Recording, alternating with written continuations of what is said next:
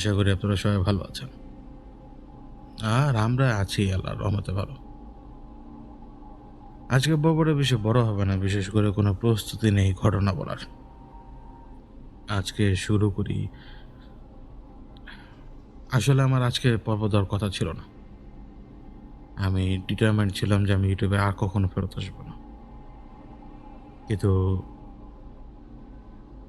আমার চিন্তাভাবনার ভিতরে আপনাদের প্রত্যেকের একটা ব্যাপার কাজ করে। তা হচ্ছে আমি আজকে সাপোজ কথার কথা। কারণ আপনারা এসে রোববার দিন ঘুরবেন অথবা সোমবার দিন, মঙ্গলবার দিন এসে ঘুরবেন যে দেখবেন মিডনাইটে কোনো কিছু আসলো কিনা। তখন তো পাবেন না। এখন আমি ধুম করে আবার আপনাদেরকে বলতেও পারবো না যে অমুক প্ল্যাটফর্মে আসেন, তমুক প্ল্যাটফর্মে আসেন। আমার আমার একটা নীতি হচ্ছে যে আমি মানুষের ব্যাপারগুলো যদি না বুঝতে পারি, তাহলে তো আমি কাজ করতে পারবো না। কারণ আমি আপনাদের সাথে কথা বলার পূর্বে তো একটা জীবন কাটাতাম, তাই না? তো মানুষের ব্যথা বেদনাগুলো বুঝতে হয়, তাদের পেইনগুলা বুঝতে হয়। আমি আজকে পর্ব নাও দিতে পারতাম, ডিটারমেন্ট থাকতে পারতাম যে আমি ইউটিউবে দেবো না, কিন্তু খুব ভালো করে বোঝার চেষ্টা করলাম যে যে ব্যক্তি যিনি হচ্ছেন একজন ওয়ার্কার, তিনি কি অন্য কোনো প্ল্যাটফর্ম খুঁজে অন্য কোনো প্ল্যাটফর্মে যে আমাকে খুঁজে বের করতে পারবে? পারবে না। তারপরও যদি ধরলাম যে আমি ৫০০ জন, আল্লাহর রহমতে ৫০০ জনকে নিয়ে আমি একটা ক্লোজ প্ল্যাটফর্ম করলাম, সবাই তা জানতে পারবে না। আমি যদি অন্য কোনো প্ল্যাটফর্মে যাই, যে প্ল্যাটফর্ম যেমন একজন বিদেশে থাকা অবস্থানকারী আমাদের শ্রোতা, তিনি যদি সেটা মানে শুনতে না পান, তাহলে এটা একটু কঠিন হয়ে যায় তার জন্য। আমি অন্য কোনো প্ল্যাটফর্মে যদি যাই বা অন্য কোনো কিছু যদি আমি করি, ওই যে বললাম না, আপনারা আমাকে সহজে খুঁজে পাবেন না। অনেক ভেবেছি, এখনও ভাবছি যে আমি আসলে ইউটিউবে কন্টিনিউ করবো কিনা। এখন আপনি জিজ্ঞেস করতে পারেন যে আমি এই কথা কেন বলছি, কারণ আমরা সবাই জানি না আসলে।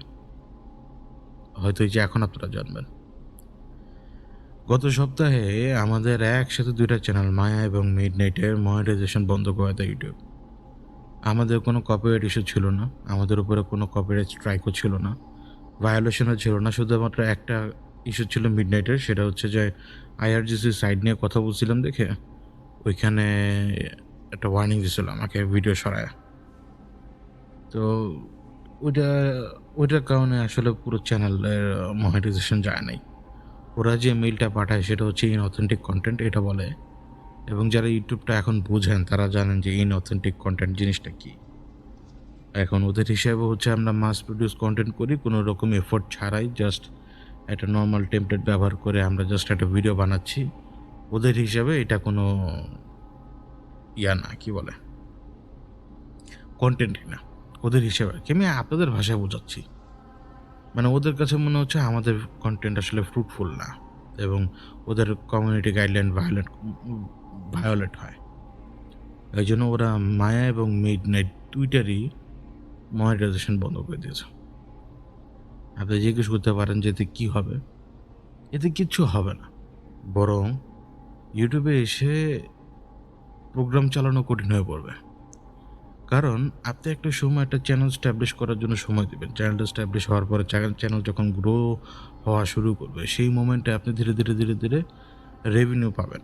যেটা হচ্ছে আপনার নিজের অডিয়েন্স, যে এই যে আপনারা শুনেন, আপনারা যে শুনেন এইটার বদৌলতে একটা অ্যাড প্লে হয়, এবং ইউটিউব নিজেও একটা অ্যামাউন্ট পে করে ওই যে 1000 ভিউর কারণে। তো মিডনাইট মনে করেন যে আপনার এই ক্রাইটেরিয়ার মধ্যে পড়লো ১ বছরের উপরে প্রায়। তো ওরা এটা বন্ধ করে দিল, মনিটাইজেশন অফ, মায়ারও মিডনাইটেরও। তো আপনি যখন একটা আপনি চ্যানেলে কাজ করবেন, আপনি যদি এটার একটা রিওয়ার্ড না পান, আপনি সেখানে কেন কাজ করবেন? আপনি তার অহেতুক যে কারোর জমিতে কাজ করবেন না, তাই না?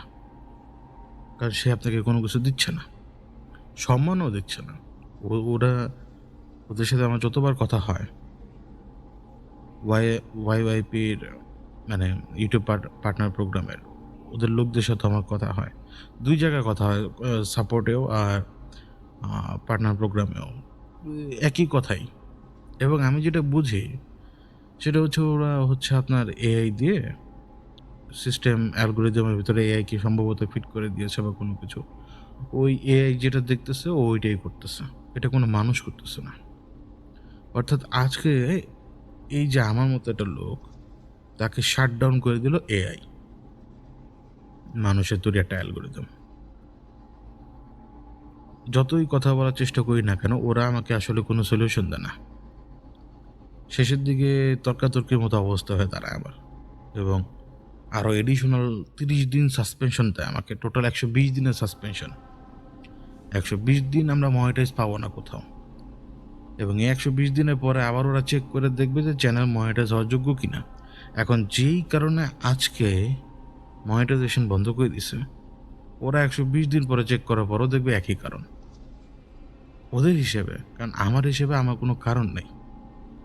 আপনি যতগুলা হরর চ্যানেল দেখবেন, একই সিস্টেমেই তো প্রত্যেকটা হরর চ্যানেল কাজ করে।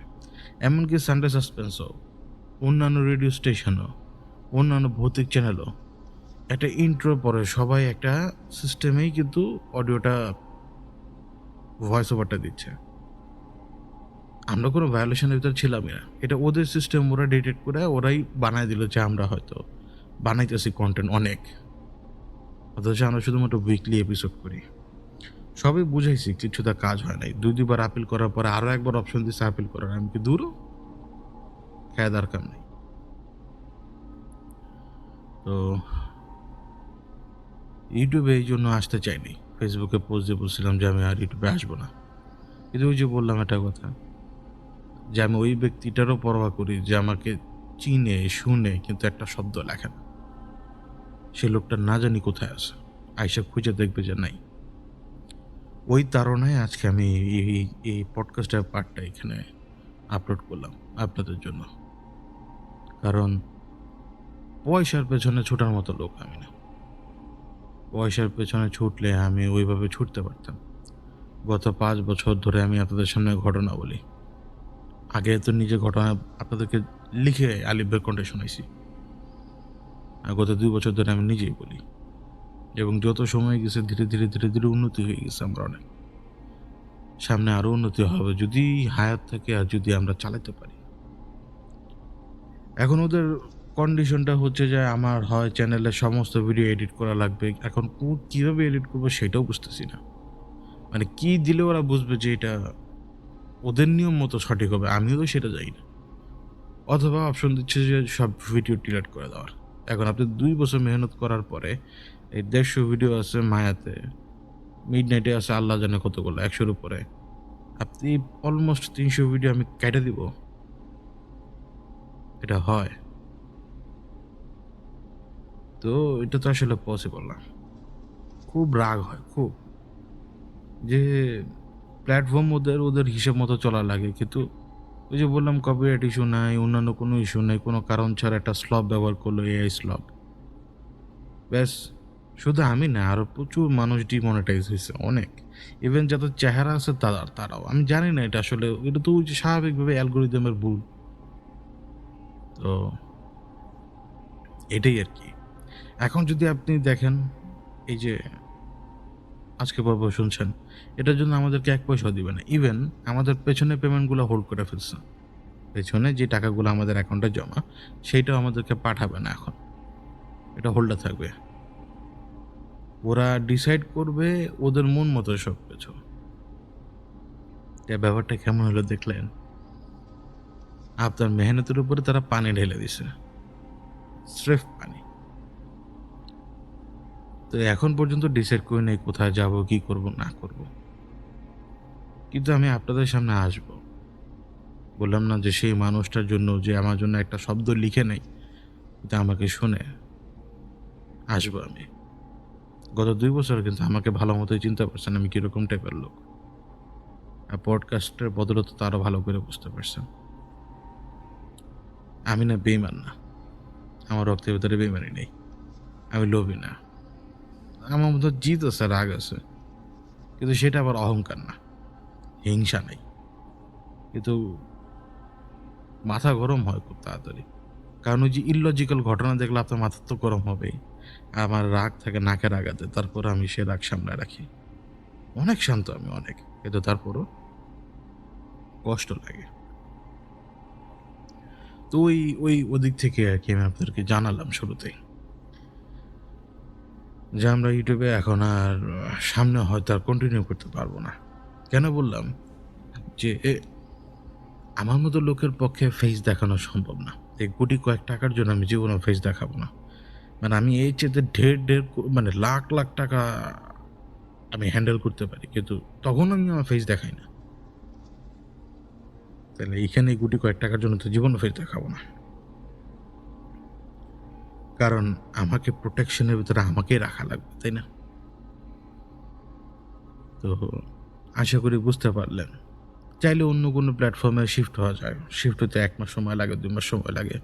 শিফট হইতেই পারে। কিন্তু ওই যে বললাম না যে ওই যে একটা মানুষ, ওই একটা মানুষ যে আমাকে খুঁজে পাবে না, সে কিভাবে আমাকে সো কল্ড যেকোনো প্ল্যাটফর্মে খুঁজে বের করতে পারবে বলেন? আমি কিন্তু মাটির মানুষ। আমি কিন্তু যে হোস্ট না, আমি কিন্তু ঢঙ্গি না, আমি কিন্তু নাটকবাজ করার মতো মানুষ না।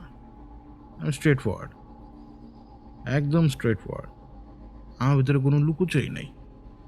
মানুষের ভিতরে লুকোচুরি থাকতে পারে, আমার ভিতরে নেই। মানুষের ভিতরে হয়তো অনেক ধরনের কথাবার্তা এই মুহূর্তে আসতে পারে, কিন্তু আমার ভিতরে নেই। নাই আমার ভিতরে। তো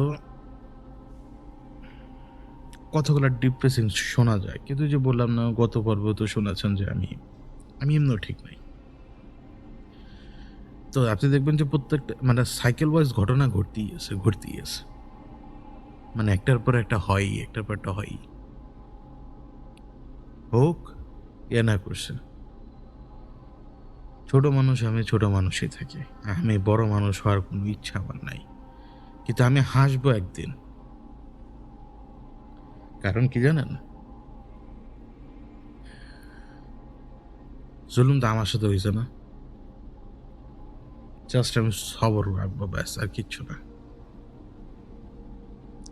আমি একদিন হাসবো। আর আমাকে জয়ী করাবেন আল্লাহ। কারণ আমার সাথে জুলুম হইছে। এবং এটা একটা পার্ট লাইফের। বিভিন্নভাবে মানুষের সাথে জুলুম হয়। কেউ আপনার পয়সা মেরে দিবে, কেউ আপনার হক মেরে দিবে, কেউ আপনাকে বিপদে ফেলা দিয়ে চলে যাবে, কেউ আপনার কথা রাখবে না, কেউ আপনাকে পেছনে ব্যাকবাইট করবে, কেউ আপনাকে খুনও করে ফেলতে পারে, ষড়যন্ত্র করতে পারে আপনার পেছনে। পরীক্ষা এগুলা। আমি বলতে পারি পরীক্ষা, আবার আমি বলতে পারি এটা গজব, শাস্তি। কিন্তু সব কিছুর পরেও আল্লাহ আছেন উপরে। তিনি তিনি আমাদের সকলের রিজিকের মালিক, সকলের জানের মালিক, সমস্ত সৃষ্টির মালিক তিনি। তার প্ল্যান অন্যরকম। ওই যে বললাম, আমরা হাজার প্ল্যান করলেও লাভ নেই। প্ল্যান তো প্ল্যানই। ওরা প্ল্যান করছে আমাকে পোড়ায় মারার, কই পারছে? ওরা প্ল্যান করছে আমাকে পিষা মারার, কই পারছে? ওরা প্ল্যান করছে আমাকে সিচুয়েশন ক্রিয়েট করে মানে ওই জায়গায় নিয়ে যাওয়ার জন্য যাতে আমি হার্ট অ্যাটাক করে মারা যাই, পারছে? আল্লাহ বাঁচাইছেন না আমাকে। তাহলে আমি ওনার উপরে চরম বিশ্বাসী মানুষ। ওই যে গুটি কয়েক মানুষ পাবেন দুনিয়াতে যে স্রষ্টার উপরে চরম বিশ্বাসী মানুষ, আমি ওরকম। এবং আমি বিশ্বাস করি যে এই যে খারাপ সময়টা যাচ্ছে আমার, এই খারাপ সময় থাকবে না, বদল আসতে পারে, বদল আসতে পারে। আমার একটা কথা শেয়ার করি আজকে। খুব খারাপ লাগে অনেক সময়, নিজেকে খুব হেল্পলেস মনে হয় যে আমার গোলামির দিন চলছে এখন, গোলামির দিন।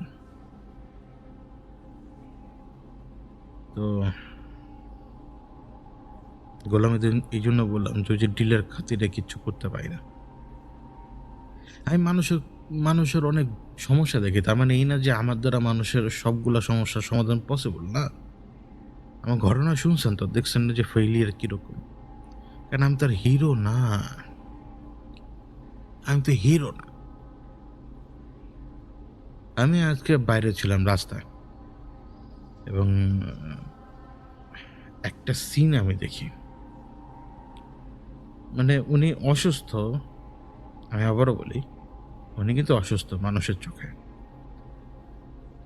উনি প্রচণ্ডভাবে মানে গোঙাচ্ছে ব্যথায়।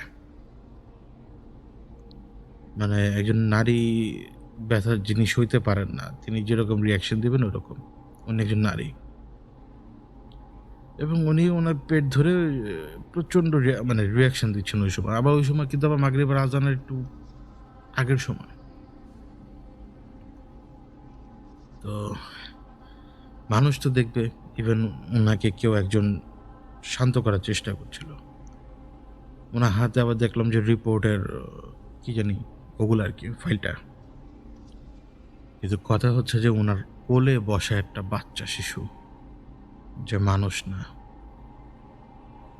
যার মাথাটাও যে এলিয়েনদের মতো মাথা, দেখেন না? এলিয়েনদের মতো মাথা বাট চোখ নাই। সে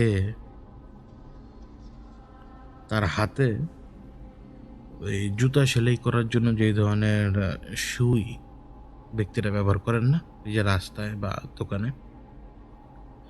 সে ওই ছোট হাত দিয়ে ওই সুইটা ওই মহিলার পেটে গুঁতা মারছে সমানে। যখনই সে একটা গুঁতা মারে, মহিলা তো দেখতে পাচ্ছে না, কারণ মহিলার কাছে তো এটা ইনভিনসিবল। মানে ইনভিনসিবল বলা ভুল। এটার অর্থ আরেকটা। ইনভিজিবল আরকি। তিনি তো কোনো ফিলও পাচ্ছেন না। তিনি শুধু ফিল পাচ্ছেন তার পেটে ব্যথা হচ্ছে। আমার মতো লোক বাইরে থেকে দেখে ঘটনা কি? আমার মতো লোক। আমি তাকায়া দেখছি, মানে আমার সাথে আবার ওই এন্টিটির কোনো চোকাচোকি হয়নি।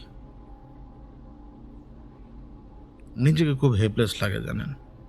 আবার আমি যে কোনো কিছু উল্টায় ফেলতে পারবো তা না। বাট আমি তো তাকে যা বলতেও পারতেছি না যে আপনার অন্য কোনো জায়গায় দেখানোর দরকার। এটাও তো বলতে পারতেছি না।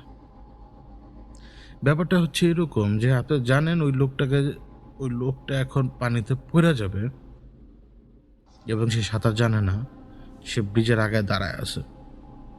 আপনি সেখানে দাঁড়ায় আছেন। আপনার ক্যাপাবিলিটি আছে তাকে ধরার বা তাকে বাঁচানোর, বাট আপনি জানেন আপনি এক কদম দিলে আপনার কপালে শনি আছে। আর সে চোখের সামনেও পানিতে ঝাঁপ দিল। মাঝে, মাঝে খুব, খুব, খুব খারাপ লাগে। কিন্তু, কিন্তু বললাম তো এই সবকিছু ভেবে শুনেই তো এই জায়গায় আগাই। এই স্টেপটা আমি নিলাম সবকিছু ভেবে শুনেই। সবকিছুর ব্যাপারে ভালোমতো চিন্তা ভাবনা করি। তো এইটাই মানে বলার ছিল আরকি, বললাম। আজকে কোনো প্রস্তুতিই নাই। কোনো প্রস্তুতি নাই। মানে মিডনাইট তো শাটডাউন। মানে আমাদের মায়া কিন্তু চলবে। আলিফ ভাই আরকি এখন তো কন্ডিশনটা আলিফ ভাই দেখতে পায়। তো জানে। তো উনি ডিসাইড করলো, কারণ মায়া তো আলিফ ভাইয়ের। উনি ডিসাইড করলো যে ভৌতিকতা, আপাতত মায়া পর্বগুলো ভৌতিকতায় প্রচার হবে। তো এই বৃহস্পতিবার উনার একটা ঘটনা বলার কথা আছে, মারদানা। ওইটাও কিন্তু আবার ঘটনা। আপনারা তো আমাকে গালি দেন। মানে যারা মায়ার, না সরি, যারা ভৌতিকতার মানে ওই একনিষ্ঠ ভক্ত, আপনারা আমার ঘটনা শুনে আমাকেই গালি দেন। কতটা তাজ্জব লাগে জানেন? যাই হোক। কিন্তু আমার রিলেশন হচ্ছে আপনাদের সাথে, মানে মিডনাইট বাসীর কথা বলতেছি না। প্রত্যেকটা শ্রোতার সাথে যারা একনিষ্ঠ শ্রোতা। ব্যাস এইটুকু আর কি বলবো। আর এই দেখতে পাবেন যে আমি একটু ডিস্টার্ব হয়ে আছি। সব কিছু একসাথে চলতেছে তো ডিস্টার্ব হয়ে আছি। এই মুহূর্তে মাথায় যে ধরনের চিন্তাভাবনা ঘুরছে না, ওই চিন্তাভাবনাগুলো কখনো আমি আপনাদেরকে এক্সপ্লেন করতে পারবো না। মানে এগুলো হচ্ছে ডিপ্রেশনের একটা টাইম। এই সমস্যাগুলো আপনাকে ডিপ্রেসড করে তোলে একদম। কারণ আপনি এই কথাগুলো কাউকে শেয়ার করতে পারতেছেন না। আপনার ছায়াকেও পারবেন না শেয়ার করতে। এগুলো শুধু আপনার ভেতরেই গুড্ডির মতো ঘুরতে থাকবে, ঘুরতে থাকবে, ঘুরতে থাকবে এবং দিন শেষে যেয়ে আপনার দম আটকে মরে যাবেন। তাই না?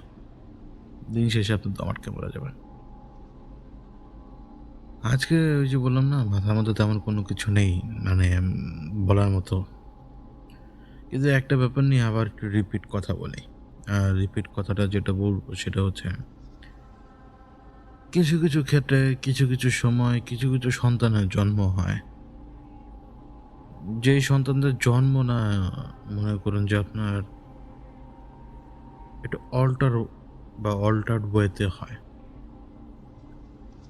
মানে একটু যদি এক্সপ্লেন না করি তাহলে বুঝতে পারবেন না। অনেক সময় দেখবেন যে আমাদের ভেতরে অনেক মা বা বাবা তারা সন্তান পাচ্ছেন না বা তাদের সন্তান দুনিয়াতে আসছে না। অন্যান্য অনেক রকম কারণ থাকে, ফিজিক্যাল কারণ থাকে, তারপরে হাওয়া বাতাসেরও সমস্যা থাকে।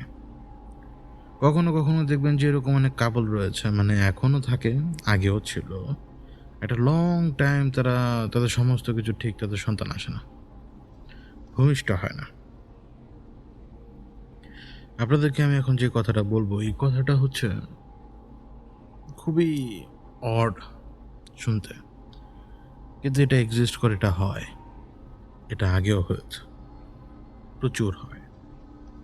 কিন্তু সবার আগে একটা জিনিস মাথায় রাখবেন যে দুনিয়াতে একটা ক্যাম্পে সেনাবাহিনীদের দ্বারা নির্যাতনের শিকার হওয়া নারীরাও কিন্তু সন্তানের জন্ম দেয়। ঠিক আছে? তো ওইটা পাপের ফসল এমন না। আবার দৌলতদিয়ার মতো জায়গাতেও সন্তানের জন্ম হয়। ওইটা পাপের ফসল। কিন্তু তারপরও সন্তান দুনিয়াতে আসে। তো না বুঝে অনেক কথা আমাদের না বলা ভালো। যে এভাবে তো হয় না। কিন্তু দুনিয়াতে প্রচুর সন্তান জন্ম নিচ্ছে। মনে রাখতে হবে যে আল্লাহ তাকদীর যেমন রেখেছেন, তিনি সমস্ত কিছুর ব্যাপারে কিন্তু অবগত। কোনো কিছু তার কাছে লুকায়িত না। অনেক সময় হয় যে ১০ বছর ১২ বছর একটা সময় পার করার পরে দেখে যে সন্তান হয় না। সে সময় নারীরা খুবই বেশি অস্থির হয়ে ওঠেন। সেটা এখন হোক আর আগের কালের হোক। অথবা স্বামী যদি তার ভালো পড়ে তাহলে তো তার অস্থিরতা একটু কম থাকে। কিন্তু তারপরেও তার নিজেরও তো একটা থাকে, আগ্রহ থাকে বা ইচ্ছা থাকে যে আমার সন্তান আমার কোলে থাকবে। সন্তানের আবেগ আরকি। তো অনেক সময় দেখবেন যে সন্তান হয় না। তারা টেস্ট করে, এটা করে, ওইটা করে, হয় না। কিন্তু এমন একজনের কাছে তারা যায়, আর সে ব্যক্তির কাছে যাওয়ার পরে এমন কিছু ঘটনা ঘটে, যেই ঘটনার বদৌলতে দুনিয়াতে সন্তান একটা জন্ম নেয়। অনেকগুলো ব্যাপার নিয়ে কথা বলার জায়গা আছে, কিন্তু আমি একটা সেফ কথা বলি আগে। সেফ ওয়েতে একটা কথা বলি। এটা মনে করুন যে ১ম প্রক্রিয়া। কিভাবে? এখন দুনিয়াতে টেস্ট টিউবের ব্যাপার-স্যাপার আছে, অনেক কিছুর ব্যাপার-স্যাপার আছে। আগে সেই ব্যাপারটা ছিল না। এমনকি এখনো এই ব্যাপারটা হয়। আমাদের ভেতরে একটা ধারণা আছে যে ওই অদেখা সম্প্রদায় মানে দুনিয়ার হয়তো ওই অন্ধকার জায়গা থাকে, ওদের ভিতরে জ্ঞান নেই। ওদের ভিতরে যে পরিমাণ জ্ঞানের ভান্ডার, ওই পরিমাণ জ্ঞানের ভান্ডার আমাদের ভেতরেও নাই।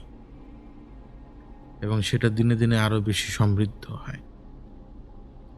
তো যেমন টেস্ট টিউবের কথা বলছিলাম, ঠিক তেমনি যদি এমন কোনো ব্যক্তির কাছে তারা যায়, যে ব্যক্তির কাছে এমন কোনো অজানা এন্টিটির আগমন ঘটে, যে ক্যাপেবল এরকম টেস্ট টিউব কন্ডিশন তৈরি করার মতো করে সন্তান জন্মদানের প্রক্রিয়া তৈরি করার জন্য। তো তখন হয় কি, যদি সমস্যা স্বামীর থাকে, তো স্বামীর যদি সমস্যা থাকে, তখন স্বামীর ডিএনএ কে ওরা অল্টার করে।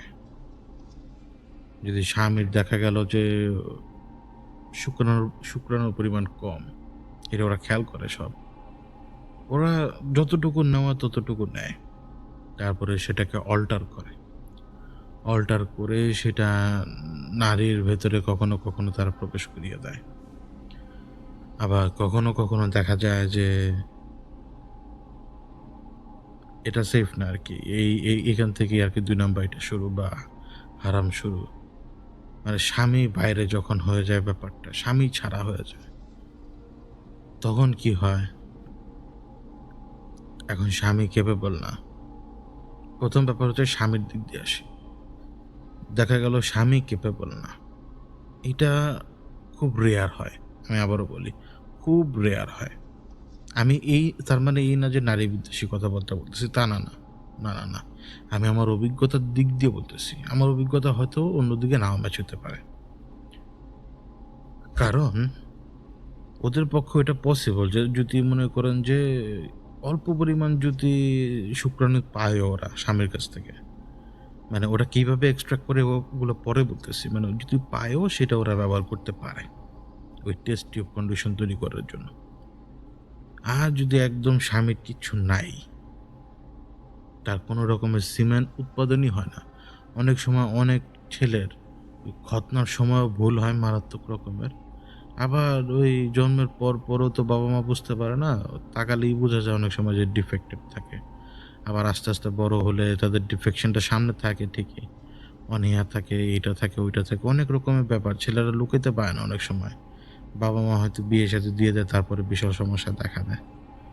তো যার একদম নাই, তার ক্ষেত্রে তারা বাইরে থেকে ওই সিমেন্টটা ইনপুট করে। একই রকম কন্ডিশন, টেস্ট টিউব কন্ডিশন।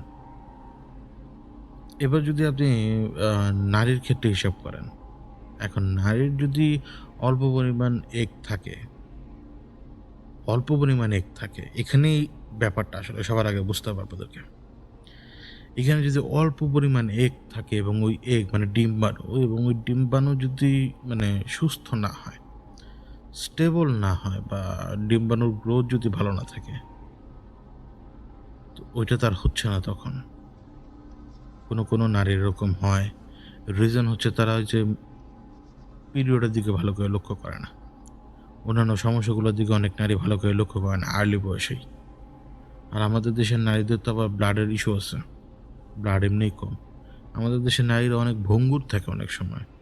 তাদের শারীরিক কন্ডিশন খুব খারাপ থাকে। এটা বাইরে থেকে দেখলে বুঝতে পারবেন না। ২-১ বার মেডিকেল চেকআপ করলে দেখবেন যে নারীদের অবস্থা খুব খারাপ। আপনি কল্পনা করতে পারবেন না। রক্ত তো তাদের শরীরে থাকে না বললেই চলে। তো যখন দেখে যে ডিম্বাণু নাই, সেই ক্যাপাসিটিই নাই যে ও বাচ্চা জন্ম দেওয়ার মতো স সবল ডিম্বাণু ওর ভেতরে আছে। মানে এরকম করে ক্যাপাসিটি যখন না থাকে, তখন করে কি ওরা বাইরে থেকে ডিম্বাণু নিয়ে আনে এবং এটা হেভি টাফ প্রসেস। তো বাইরে থেকে ডিম্বাণু ওরা নিয়ে আনে এবং সেইটা পরে ওই নারীর ভেতরে ওরা ইনজেক্ট করে। কিন্তু এখন এখানে আবার অনেকগুলো ব্যাপার থাকে। কথাগুলো বলতে মাঝে, মাঝে ঘিণ লাগে। অনেকগুলো ব্যাপার থাকে। স্বামীর আবার শুক্রাণুর প্রয়োজন ওই একই টাইমে। তো স্বামী তো এসে ইমিডিয়েটলি স্ত্রীর সাথে ইন্টিমেট হতে পারে না। পারে? পারে না। কিন্তু ওই ক্ষেত্রে পারে। কিভাবে? কারণ যেহেতু জিন বা ওই এন্টিটি সবকিছু ডিক্টেট করতেছে, সে বইলা দেয় যে কখন উঠবি তোরা। মানে এই ক্ষেত্রে হয় কি? মানে এই যখন কোনো এন্টিটির নিয়ন্ত্রণে চলে যায় তাদের সম্পর্কের ব্যাপারটা, শারীরিক সম্পর্কের ব্যাপারটা স্বামী-স্ত্রীর, তখন সেটা রাতের দিকে হয়। একদম গভীর রাতে। ঘুমের পরে হয় আরকি। ঘুমের আগে হয় না। কারণ যদি নারীর সমস্যা থাকে বা পুরুষের সমস্যা থাকে যেটাই হোক এটা ঘুমের পরেই হবে। মানে এক ঘুমের পরে ফজরের আগে দিয়ে আরকি। তো নারীর ক্ষেত্রে হয় কি যে যদি তার ডিম্বাণুর ইস্যু থাকে যে তার ডিম্বাণু সলিড নাই এই মুহূর্তে, তার ডিম্বাণু ঠিক হইতে আরো অনেক সময় লাগবে। কোনো নারীর ডিম্বাণু ঠিক হইতেও ১৫ বছর লাগতে পারে। কিন্তু তার এই মুহূর্তে সন্তানের আশা অনেক। তো অন্য নারীর ডিম্বাণু তার ভেতরে ওরা কিভাবে জানি প্রবেশ করায়। এটা এমন এক জটিল প্রসেস, যেটা আমি আপনাদেরকে বলে বুঝাতে পারবো না। প্রবেশ করানোর পরে ওই যে বললাম, ওরা নিয়ম বাইধাই দেয় যে তোরা ঘুমানোর আগে কিছু করবি না, ঘুম থেকে উঠে যা করবি, এবং সেটা হইতে হবে ফজরের আগে। তখন যখন ওই ডিম্বাণু হয়তো তার নারীর ভেতরে যখন প্রবেশ করানো হয়, হয়তো ওই বডির টেম্পারেচারে কি যায়, তো ওই বডির টেম্পারেচারে অনেক সময় ডিম্বাণু নষ্ট হয়ে যায়। তো ওই প্রসেস চলতে থাকে, বাইরে থেকে ডিম্বাণু নিয়ে আনে, আর ওই প্রসেস চলতে থাকে, স্বামী স্ত্রীর মধ্যে প্রসেস চলতে থাকে। এবার দুর্ভাগা একটা ঘটনা ঘটে যে স্বামী স্ত্রী দুইটারই অবস্থা খারাপ। তো স্বামী স্ত্রী যখন দুইটারই অবস্থা খারাপ হয়, মানে আসলে তাদের ওই ক্যাপাসিটি নাই সন্তান জন্ম দেওয়ার, স্বামী এবং স্ত্রী খুবই রেয়ারলি, তখন এমন দুজন মানুষের ডিএনএ সংগ্রহ, মানে ওই যে সিমেন আর ডিম্বাণু সংগ্রহ করে, যে দুইটা কোনো মতে মানুষ মানে তাদের না, তারা মানে পুরোটাই অবৈধ আর কি। এবং ওটা সংগ্রহ করার পরে সেটা ওই যে নারীর ভেতরে ওরা প্রবেশ করিয়ে দেয়। নিষিক্ত করা ওদের জন্য টাফ না, ডিম্বাণু নিষিক্ত করা ওদের জন্য টাফই না, এটা নর্মাল খেলাধুলা। মূল কথা হচ্ছে যে আল্লাহ ওই মাংসপিণ্ডকে রূহ দিবেন কিনা, সেইটা হইতেছে যে ব্যাপার। আমি আবারও বলি, মানে রূহটা দেওয়ার মালিক হচ্ছেন আল্লাহ। আপনার ডিম্বাণু নিষিক্ত হোক অথবা নিষিক্ত না হোক, কথার কথা, মানে দুইটা জিনিস, মানে শুক্রাণু এবং ডিম্বাণু যদি সবকিছু নিষিক্ত হয়ে যদি একটা জায়গা তৈরি না হয়, সেখান থেকে একটা বডি তৈরি হবে না। এবং ওই বডি তৈরি হওয়ার পরে ওই বডিকে রূহ দিবেন কিনা আল্লাহ, ওইটা হচ্ছে যে আসল ব্যাপার। বডি তৈরি হলে তো হচ্ছে না, ওই বডিকে তিনি রূহ দেওয়া ডিসাইড করে রাখছেন কিনা আগে থেকে, এটা হইতেছে যে মেইন ব্যাপার। তো অনেক সময় হয় কি যে এই ওনাদেরও কিন্তু মিসক্যারেজ হইতে থাকে, রিজন ওই একটাই, আল্লাহ ডিসাইড হয়তো করেন নাই তখনও। এই জন্য আমি আপনাকে বললাম যে দৌলতদিয়াতেও সন্তান জন্ম নেয়, বাবাকে আপনি কিন্তু সেটা বলতে পারবেন না। আবার একটা আর্মি ক্যাম্পেও যদি কয়েকজন নারীকে নির্যাতন করা হয়, সেখানেও সন্তান জন্ম নেয়। প্রক্রিয়াটা কিন্তু কোনো মতেই হালাল না, কোনো মতেই না, সন্তান কিন্তু জন্ম নেয়। তার মানে হচ্ছে এটা একটা সাইকেল বা এটা একটা তাকদিরের অংশ। এটা আল্লাহ ভালো জানেন, এটা তিনি উত্তম জানেন এই ব্যাপারগুলোতে। তো তখন ওই ধরনের কাপলদের দেখবেন যে একটা সন্তান জন্ম নেয়। কোনো কোনো ক্ষেত্রেই ওই সন্তানকে আল্লাহ রূহও দেন, আবার সেই সন্তান পেটেই মারা যায়। হয়তো মানে প্রসব বেদনার 1 মাস আগে বা ঘন্টাখানেক আগেও অনেক সময় মারা যায়। কিন্তু বাই চান্স যদি সেই বাচ্চাগুলো একটু জন্ম নেয়, এই বাচ্চাগুলো একটু ডিফারেন্ট হয় স্বভাবের দিক দিয়ে। মানে দেখা যাবে যে মায়ের সাথে তেমন কোনো ইয়ে নেই, অ্যাটাচমেন্ট নাই। আপনাকে প্রক্রিয়াটা বুঝতে হবে যে কোন কোন প্রক্রিয়া বাচ্চাটা জন্ম দিছে। তো মায়ের সাথে দেখবেন অ্যাটাচমেন্ট নাই, কারণ মার ডিম্বাণু না, বাবার শুক্রাণু না, আরেকজনের সব কিছু, দুইটা ডিএনএ আলাদা, যে পেটের ভিতরে বড় হচ্ছে সেইটা আবার আলাদা। তো মনে করেন যে আপনার এরা অ্যাবনর্মালও হয় অনেক সময়, এদের রাগ অনেক সময় অনেক বেশি থাকে। যেমন দেখবেন যে ওই পিতামাতা পরিচয়হীন সন্তানেরা যেরকম হয়, অমানুষের মতো হয়, এদের ভিতরে পিতামাতা পরিচয় কিন্তু এরা পাচ্ছে, কিন্তু এদের স্বভাবটা এরকম হয়ে যায়, কেমন জানি অমানুষের মতো। আবার অনেক সময় হয় যে 2-1 গিফটেডও পয়দা হয়। আল্লাহ ভালো জানেন যে কোথায় আসলে তিনি কি করতেছেন, কি হবে আর কি, কি করতেছেন বলার ভুল, মানে কোথায় কি হবে তিনি সেটা খুব ভালো করে জানেন। কোনো কিছু তার কাছে মানে লুকানো নেই, তিনি সব কিছু ব্যাপারে অবগত। এই প্রক্রিয়ায় কিন্তু অনেক বাচ্চা এখন জন্ম নেয়। এই প্রক্রিয়াতে আমাদের অনেক মা আছে, মানে শ্বশুর বা শাশুড়ি বা মানে মেয়ের মা অথবা মেয়ের শাশুড়ি বা ছেলের শাশুড়ি অথবা ছেলের মা, ইনারা হচ্ছেন মূল কারিগর। তারা যখন দেখে যে ১-২ বছরে কিছু হয় নাই, তারা অস্থির হয়ে ওঠে।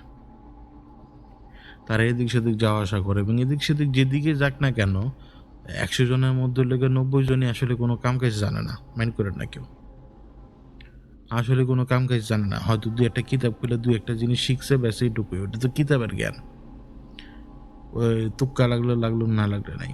কিন্তু যেই 10% আছে অরিজিনাল ওগুলার কাছে গেলে পরে এই অল্টার অল্টার্ড ঘটনাগুলা ঘটা শুরু হয়।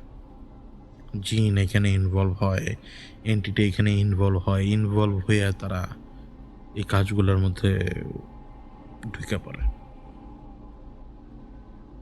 তো এইবার আপনি প্রশ্ন করতে পারেন যে ওই সিমেন্টগুলা বা ওই ডিম্বাণুগুলা সংগ্রহ করে কেমনে? যেটা ওই ২ জন হোস্ট মানে এই ২ স্বামী-স্ত্রীর ভেতরে নাই। এটাই হচ্ছে সেই জিনিস যেটা হচ্ছে আপনার স্বপ্নে যখন আ আপনার স্বপ্নদোষ হয়। আপনাকে একটা কথা বলি। স্বপ্নদোষ একটা হচ্ছে আপনার একদম নরমাল। আরেকটা হচ্ছে যেটা অ্যাবনরমাল। এবং স্বপ্নদোষ কিন্তু ২ জনেরই হয়। ছেলেদেরও হয়, মেয়েদেরও হয়। হয়তো মেয়েরা বলে না দেখে আপনারা হয়তো জানেন না, কিন্তু আমি আপনাদেরকে বলি, মেয়েদের স্বপ্নদোষ সবচাইতে বেশি হয়। কারণ কারণ আপনি জানেন না। আপনার সেই ধারণা নাই, আমার আছে। আর ছেলেদেরটা শুনেন বেশি দেখে মনে হয় যে ছেলেদেরটা বেশি হয়। আমাদের মেয়েরা তো রক্ষণশীল মেয়ে। তাদেরকে আল্লাহ বরকত দেখ। তারা এই জিনিসগুলো নিয়ে কথা কম বলে। ছেলেরা বলে বেশি। তো এই যে যখন একটা আছে যেটা নরমাল, একটা আছে যেটা অ্যাবনরমাল। নরমাল স্বপ্নদোষ কোনটা সেটা আপনি ডিটেক্ট করতে পারবেন। আর আপনি নিজে ডিটেক্ট করতে পারবেন যে এটা আমার স্বপ্নদোষ না।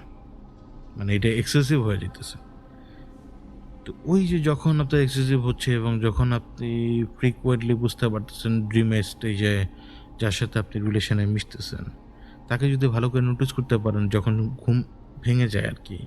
ওয়েট ড্রিমটা চলে যাওয়ার পরে যদি আপনি একটু নোটিস করতে পারেন তাহলে তাকে যা ধরতে পারবেন যে সে যদি নারী হয় তো নারী, তো পুরুষ হলে পুরুষ। মানে জেন্ডার ওয়াইজ আলাদাই তো হবে স্বাভাবিক। তো ওরা এইভাবে আসে এবং এইভাবে সংগ্রহ করে। দেখা গেল যে একটা লোকের এটার সত্যতা আমার কাছে আছে। প্রমাণ দিতে পারবো না আপনাদেরকে। সত্যতা আছে। দালিলিক প্রমাণ জীবনেও পাওয়া সম্ভব না। এক লোকের প্রচণ্ড হতো। ওয়েট ড্রিম হতো প্রচুর। প্রত্যেকদিন রাতে হতো। লোকটার অবস্থাও খারাপ হয়ে গেছিল। তো ফাইন্ড আউট করার পরে মানে জানা গেল যে তার কাছ থেকে তো প্রচুর পরিমাণে শুক্রাণু নেওয়া হয়। এবং এই শুক্রাণুগুলো এদিক ওদিক ইনজেক্ট করা হয় ওই যে চিন্তার মাধ্যমে। তাহলে যে দেখেন যে কোন কোন নারীর গর্ভে তার নিজের সন্তান আছে। মানে এটা কিন্তু আবার আমাদের দেশের কথা বলতেছি না, আমি কিন্তু পাকিস্তান বর্ডারের এক জায়গার কথা বলতেছি। মানে এটা আমাকে সে বলছিল যে এটা কোন কোন নারীর ভেতরে আছে আল্লাহ জানে। মানে কোন কোন কয়টা যে বাচ্চার বাবা সে নিজেও সে যায় না। ঠিক তেমনি ওই যে নারী তার তার যখন তিনি যখন ওয়েট ড্রিমটা ওনার হচ্ছে মানে মানে যখন স্বপ্নদোষ হচ্ছে, এটাকে আবার আশিক জিন নামক ভণ্ডামি দেওয়ার সামনে আনা হয়। এখন আমি কেন বলতেছি যে এটা আশিক জিন না, কারণ আপনি হয়ে যাচ্ছেন তখন ইজি টাকার, আপনি ছেলে হন বা মেয়ে হন, ঠিক আছে? ছেলে হন বা মেয়ে হন, আপনার সিমেনে অথবা আপনার ডিম্বাণুর ভেতরে ভালো রকম শক্তি আছে, নিষিক্ত হওয়ার ক্যাপাবিলিটি আছে ভালো। অর্থাৎ আপনার জিনিসটা ব্যবহার করে একটা রেজাল্ট তারা পাবে। এই জন্য বারবার আপনার কাছে আসবে, ওয়েট ড্রিম হবে এবং ওরা সেটা কালেক্ট করবে, কালেক্ট করে নিয়ে যাবে। সিরিয়াসলি। তা আপনার যদি মনে হয় যে আপনার আশিক জিনের সমস্যা আছে, তাহলে আপনার ওইটা সরি আশিক জিন না থুরু, মানে এটা সো কল্ড জিনিস যেটা আর কি বানায় রাখছেন। মানে আপনাকে বোঝানোর জন্য বললাম। তো ওই জিনিসটা হলে তখন আপনার ওই ফিজিক্যাল রিলেশনশিপটা দেখা দিবে। তো আপনার কাছ থেকে ডিম্বাণু নিয়ে আরেকজনের ভেতরে ইনজেক্ট করা হয় তখন। কারণ যে আপনার ক্যাপাসিটি ভালো এবং আমার কাছে এইটার জ্যান্ত প্রমাণ আছে। যে একজনের কাছ থেকে কি জানি বলে, ডিম বানানো নেওয়ার ব্যাপার। আচ্ছা, বিশ্বাস করবে না, তার পিছনে আমার 2টা বছর লাগছে। 2টা বছর লাগছে সেই এন্টিটিকে সরাইতে আমার, 2টা বছর। এখন সে সুস্থ, এখন ওয়েট ড্রিম তার লাইফে আসে না, তার মাথা কেরাবেরা করে না, মানে একজন নারীর কথা বলতেছি, তার মাথা কেরাবেরা করে না। এখন সে হ্যাপিলি শান্ত, হ্যাপিলি লিভ করতেছে। এর বাইরে যখন সে ইফেক্টেড ছিল, তার জাস্ট সারাদিনই মনে চেত, কিন্তু তার সাথে কেউ নাই, তো তার তো বিয়ে হয় নাই, এবং রাত্রেবেলা ওয়েট ড্রিম, এবং মানে তাকে পুরোপুরি অ্যাডিক্টেড বানায় ফেলছিল। বিশেষ করেন তার বিয়ের পরপরই তিনি মা হয়ে যান, মানে এখন কিন্তু সুস্থ। 2টা বছর লাগছে এই এন্টিটি সরাইতে আমার। এত সহজ না, কিন্তু এত সহজ না। আর এই ব্যাপারগুলো অনেক বেশি জটিল, মানুষের চারিত্রিক বা নৈতিক পতন হইতে সময় লাগে না। এই জন্য আমি পারি, কারণ আল্লাহ আমাকে ওই রকমভাবে বানাইছে। কিন্তু বাইরে যখন যাবেন দেখবেন যে স্ক্যাম, এইটা ওইটা। তো মনে করেন যে আমি এমন একজন ব্যক্তি যাকে আপনি চোখ বন্ধ করে বিশ্বাস করতে পারবেন, জানেন, অন্য কেউ কখনো বলবেন এই কথা। কিন্তু আমি এমন একজন যাকে আপনি চোখ বন্ধ করে যদি বলেন যে ভাই আমি কি কদমটা দিব, আমি আপনারা বলবো যে দিলে দেন, না দিলে নাই, মানে কিভাবে কি দিবেন। আমি আপনাকে ওই রাস্তাটা দেখাইতে পারবো ইজিলি, কারণ আমি জানি আমি কি জিনিস। আমার বিরুদ্ধে কিন্তু কখনো এমন কোনো কিছু পাবেন না যেখানে আমার চারিত্রিক ইস্যু আছে। আমার টিমে অনেক মেম্বার ছিল, ইভেন আলিফ ভাই এখনো, অনেকে চলে গেছে, অনেকে এখনো আছে। সবার সাথে আমার কথা কেউ কখনো বলতে পারবে না যে লোকের চারিত্রিক ইস্যু আছে। আমার সামনে প্রত্যেকটা মানুষ, আমার সামনে আমার পেছনে প্রত্যেকটা মানুষ প্রোটেক্টেড থাকে, কারণ আমি কি জিনিস এটা আমি জানি। আমি যদি একটা রুমের ভেতরে দাঁড়াই, ইভেন যদি আপনি ক্যারেক্টারলেসও হন, আপনার না কলজের মধ্যে তো সাহস আসবে না কখনো, কারণ আমি একটা প্রেজেন্স ফিল করাইতে পারি সবাইকে যে ওই রুমটার ভেতরে আমি আছি। তো যেটা কি বলতেছিলাম, এইভাবে ওরা মেয়েদেরকে অ্যাটাক করে, ছেলেদেরকেও অ্যাটাক করে। কারণ ওই যে আপনি হয়তো চিন্তা করবেন আর এই পোলারে ধরছে ভাই, মেয়েরা ধরছে, দেখতে তো সুন্দর লাগে না, বৎসরত। আরে ভাই, কোন মানুষকে আল্লাহ কি ধরনের ক্যাপাবিলিটি দিয়ে পাঠাইছে সেটা তো আপনি জানেন না। একজন সায়েন্টিস্টকে নায়ক বা নায়িকার মতো হইতে হবে তা তো না, একজন শিক্ষিকাকে নায়ক বা নায়িকা হতে হবে তা তো না, একজন ডক্টরকে নায়ক বা নায়িকার মতো হইতে হবে তা তো না। তো দুনিয়াতে মানুষকে আল্লাহ বিভিন্ন রকমের ক্যাপাসিটি দিছে, এবং এগুলা কেন হয়, ওই যে বললাম যে সন্তান হইতে অনেক সময় লাগে, অনেক সময় লাগে অনেকের। তো তারা তখন ডেসপারেট হয়ে ওঠে। কেউ কেউ তো 1 বছরে মাথা পাগল হয়ে যায়, আছে উন্মাদ আছে। আমার সব ধরনের অভিজ্ঞতা আছে, বিশ্বাস করেন। আমার সামনে যদি কোনো পাগল মানুষ এসে পড়ে যে প্রচণ্ডভাবে বিরক্ত করা শুরু করছে যে ভাই আপনি আমাকে উদ্ধার করেন, আপনি আমাকে এটা করেন এটা করেন, ওরা আমি একেবারে মুখের উপরে ষাটডঙ্কে দিতে পারি, কারণ আমি জানি যে আমি তোর জন্য কিছু করতে পারবো না রে ভাই। তুই যে পরিমাণ অস্থির, তুই এই পরিমাণ অস্থির থাকলে তো তোকে নাচাবে না তো কে কাকে নাচাবে। যখন আপনি কোনো সমস্যার সম্মুখীন হবেন, আপনি অস্থির হবেন কেন? আপনাকে সবর করতে হবে। আপনার আজকে হাত যদি ভেঙে যায়, আল্লাহ না করুক, পরের দিনই কি এটা শক্ত হয়ে যাবে? না, একটা দুর্ঘটনা ঘটছে, এটা আপনার জীবনে একটা ট্রমা নিয়ে আসছে। আপনি ব্যথা পাচ্ছেন, আপনি নিজেও আতঙ্কিত, আপনার মানসিক অবস্থা ঠিক হইতে সময় লাগবে। এর মধ্যে আপনার সেই হাতে প্লাস্টার বসানো হয়েছে, ট্রিটমেন্ট চলতেছে, ওষুধ খাচ্ছেন, এইটা ওইটা সব কিছু। মাসখানেক লাগলো সেই হাড় জোড়া দিতে। সেই হাড় জোড়া দেওয়ার পরে আপনার প্লাস্টার কাটা হলো, কিন্তু তারপরে আপনি হাত মুট করতে পারবেন না, হাত ভালোভাবে নাড়াতে পারবেন না। সম্পূর্ণ ঠিক হইতে আপনার লাগবে 1 বছর। আপনার হাত ভাঙার কথা বলতেছি, তাও দেখা যাবে যে হয়তো ভালোভাবে আঙুল তালু পর্যন্ত নাও নিতে পারেন, অথবা তালু ভালোভাবে মুঠ নাও করতে পারেন। অনেক রকমের সমস্যা দেখা দিতে পারে। তো আপনাকে তো সবর রাখা লাগবে। যেই সময় আপনাকে শেফা দেওয়ার কথা, যে সময় সুস্থ হওয়ার কথা, আপনি সেই সময় সুস্থ হবেনই। আর যাদের আপনার জীবনে আসার কথা, তারা আপনার জীবনে আসবেই। আপনি যাইতে চান বা না চান, তারা যাইতে চাক বা না চাক, লাইফের সাইকেলটাই এরকম। আমরা কেউ না কেউ কোনো না কোনোভাবে কারো না কারো লাইফের সাথে সংযুক্ত হয়ে যাই। এই কথাটাকে এইজন্য বললাম, এই সাবজেক্টটা এইজন্য উঠালাম। কারণ এই সাবজেক্টটার ব্যাপারে একটু কথা বলার উচিত ছিল আমার। আমি তো আবার এপিসোডে কোনো কিছু লিখে দেই না যে আজকের এপিসোডে এই ব্যাপার নিয়ে কথা হইছে। বলি না তো। তো এই এই যে ব্যাপারটা যেটা এক্সপ্লেন করলাম, এটা আমি শর্টভাবে আরো মৃদুভাবে বললাম। এগুলার না আরো ৮-১০ টা ক্যাটেগরি আছে। আরো ডেঞ্জারাস, আরো রিস্কি, আরো খতরনাক, আর আরো বেলাইনের। এগুলা জানা লাগে। কেন জানেন? জানলে এটার বিরুদ্ধে ফাইট করা যায়। মানে ইনফেকশনের ব্যাপারে আপনাকে জানা লাগবে, তারপর আপনি লড়তে পারবেন। এগুলা জানানো হইছে আমাকে, শিখানো হইছে। আর শিখানো হইছে দেখেই আপনার হয়তো মনে হইতে পারে যে আপনি মাউন্ট এভারেস্টে উঠতে পারবেন, আপনার সেই ক্যাপাবিলিটি আছে। কিন্তু আমি তো জানি যে আপনার সেই ক্যাপাবিলিটি নাই। এইজন্য আমি আপনাকে ডাক দিয়ে বারবার নিচের দিকে নামাই। কিন্তু আপনার মনে হয় যে ব্যাটা আমারে শুধু টাইম ওয়েস্ট করতেছে, ব্যাটা শুধু আমার সমস্ত হোপ নষ্ট করতেছে, কিন্তু না। ওইটা আপনি দেখতেছেন। আপনাকে দেখানো হইতেছে, বোঝানো হইতেছে, ট্রিক করা হইতেছে। কিন্তু আমি ওই আসল জিনিসটা জানি যে আপনি এখন এভারেস্টে উঠতে পারবেন না। আপনাকে ধাপে এভারেস্টে উঠতে হবে।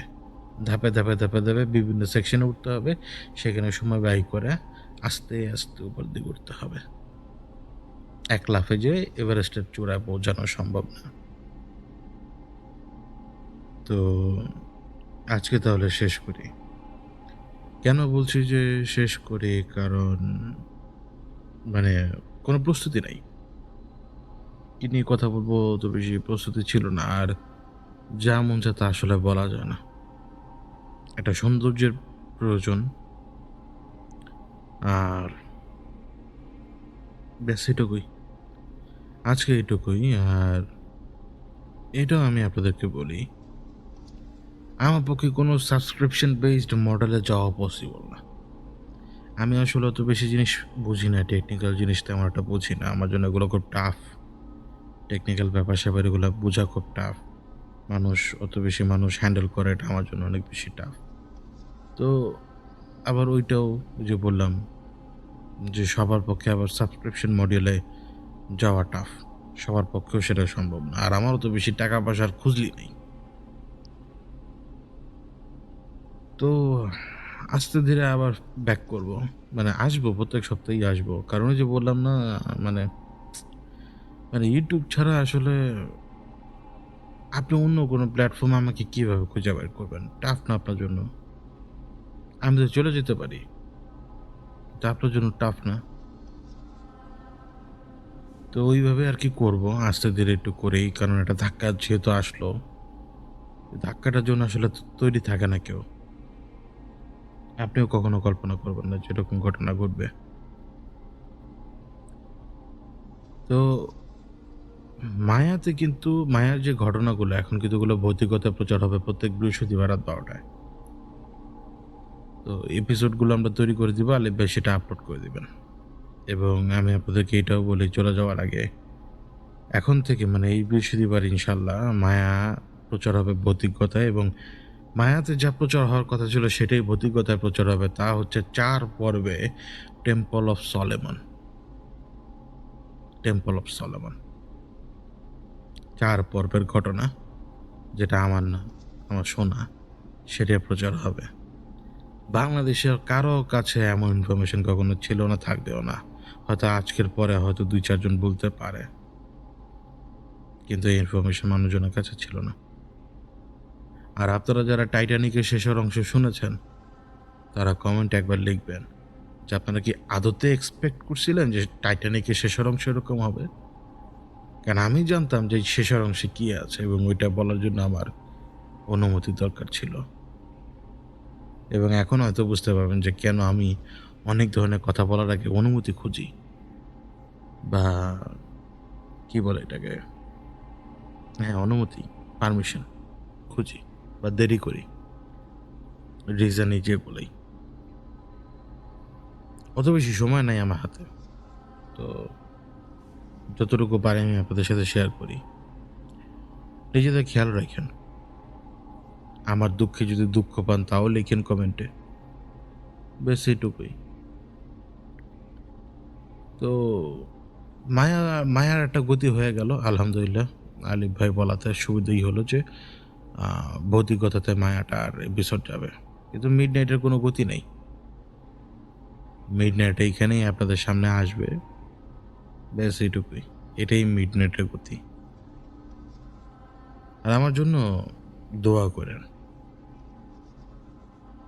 গত ২ টা মাস ধরে অনেকগুলো ঘটনা ঘটতেছে টানা। এবং গত ১ মাসে মাত্রা অতিরিক্ত হয়ে যাচ্ছে সবকিছু আমার সাথে। দোয়া করেন যাতে একটু শক্ত থাকতে পারি। কারণ আমি এখন ভাঙার একদম খুব কাছাকাছি। বলতে পারেন অলমোস্ট ভেঙে যাচ্ছি। কিন্তু ওই যে একটু শক্তি আছে, জীবনী শক্তি, জাস্ট কোনো রকম টিকে আছে আরকি, পুরোপুরি ভাঙি নাই। দোয়া করবেন। আর ইউটিউবকে গালি-টালি দিয়ে লাভ নেই। এটা অটোমেটেড সিস্টেম। কি আর করবেন বলেন? ও যা মনে চায় তাই করুক। আপনারা কমেন্ট করে জানায়েন সবকিছুই। আপনাদের মতামত জানায়েন। আমি বিদায় নেই। ইনশাআল্লাহ একটু যদি মেন্টাল স্ট্রেসটা যদি যায়, বিশেষ করে এই যে ধাক্কাটা যেটা ইউটিউব দিল প্ল্যাটফর্ম হিসেবে, এই স্ট্রেসটা একটু যাক।